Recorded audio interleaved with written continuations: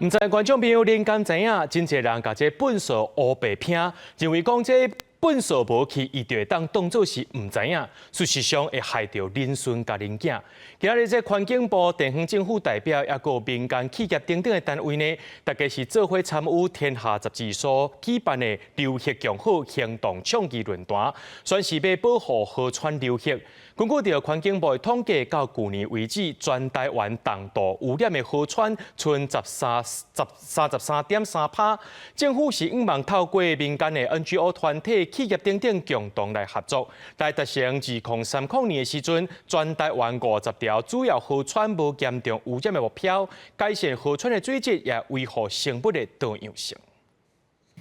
台湾各地三不五时都会传出有工厂偷排废水，也是挑拨废水、家庭废水等等，甲大排也是溪河泥做无共色水。为着要保护台湾的河川流域，维护水质甲生态，拜五环境部和地方政府代表甲企业参与流域共好的行动倡议论坛，宣示要保护台湾的河川。我愿意签署流域公约，实践5大目标，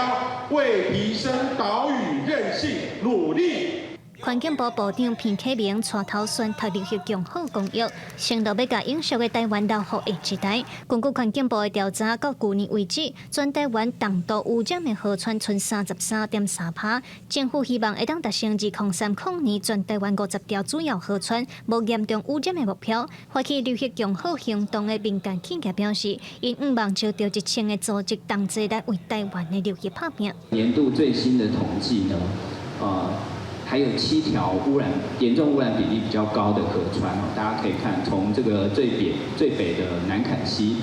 到最南的这个阿公店溪哦。那接下来的流域共好，我们希望至少全台湾有1000家的组织可以一起来就有这样的计划哦。我们预计现在会加严放流水的标准。第二个呢，是我们会鼓励地方政府能够在污水的处理可以更有效率来进行。那第三个呢，是我们会加强各种的